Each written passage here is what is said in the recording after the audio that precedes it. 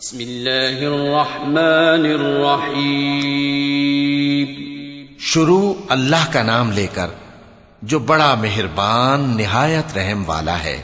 والنازعات غرقا والناشطات نشطا والسابحات سبحا فالسابقات سبقا فالمدبرات أمرا يوم ترجف الراجفة تتبعها الرادفة قلوب يومئذ واجفة أبصارها خاشعة يقولون أئنا لمردودون في الحافرة أإذا كنا عظاما نخرة قالوا تلك إذا كرة خاسرة فإنما هي زجرة واحدة فإذا هم بالساهرة.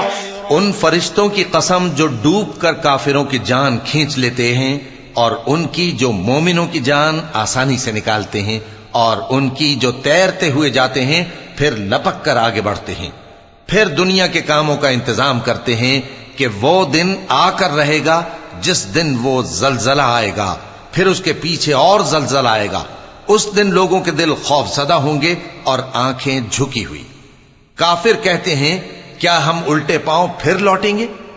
بھلا جب ہم کھوکھلی ہڈیاں ہو جائیں گے تو پھر زندہ کیے جائیں گے. کہتے ہیں کہ یہ لوٹنا تو سراسر نقصان کا لوٹنا ہوگا. تو بس وہ ایک ڈانٹ ہوگی، اس وقت وہ سب میدان حشر میں آ جمع ہوں گے.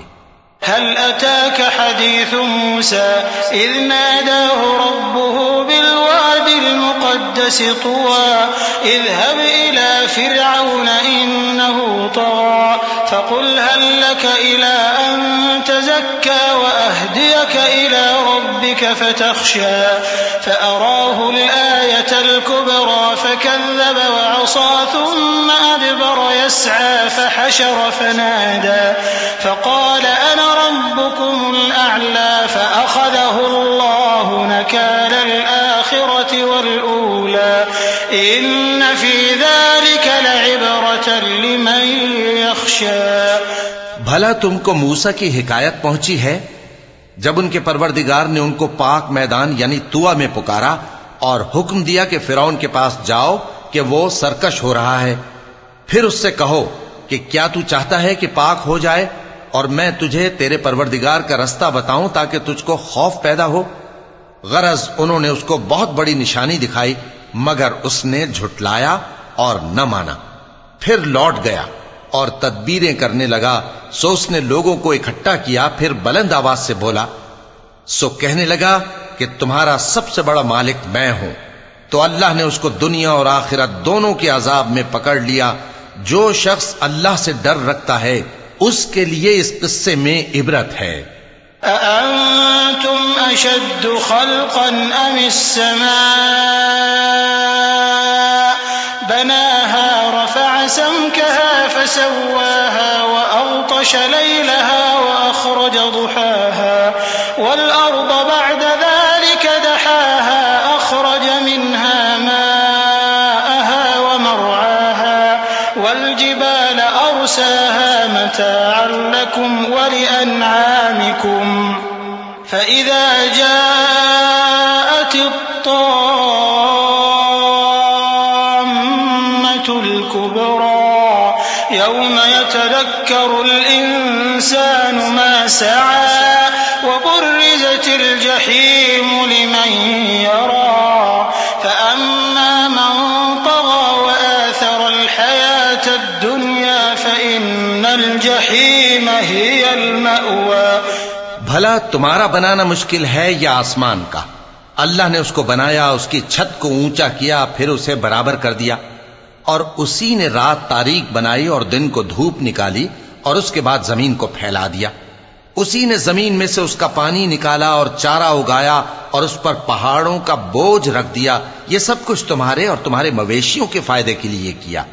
پھر جب وہ بہت بڑی آفت آئے گی اس دن انسان جو محنت وہ کرتا رہا یاد کرے گا اور دوزخ دیکھنے والے کے سامنے لا کر رکھ دی جائے گی. اب جس نے سرکشی کی اور دنیا کی زندگی کو مقدم رکھا تو اس کا ٹھکانہ دوزخ ہی ہے. وَأَمَّا مَنْ خَافَ مَقَامَ ربه ونهى النفس عن الهوى فإن الجنة هي المأوى يسألونك عن الساعة أيان مرساها فيم أنت من ذكراها إلى ربك منتهاها إنما أنت منذر من يخشاها كأنهم يوم يرونها لم يلبثوا إلا عشية أو ضحاها. اور جو اپنے پروردگار کے سامنے کھڑے ہونے سے ڈرتا اور نفس کو بیجا خواہشوں سے روکتا رہا تو اس کا ٹھکانہ بہشت ہی ہے. اے پیغمبر صلی اللہ علیہ وآلہ وسلم، لوگ تم سے قیامت کے بارے میں پوچھتے ہیں کہ اس کی آمد کب ہے، سو تم اس کے ذکر کی طرف سے کس فکر میں ہو؟ اس کا منتہا یعنی واقع ہونے کا وقت تمہارے پروردگار ہی کو معلوم ہے. جو شخص اس سے ڈر رکھتا ہے تم تو اسی کو ڈر سنانے والے ہو.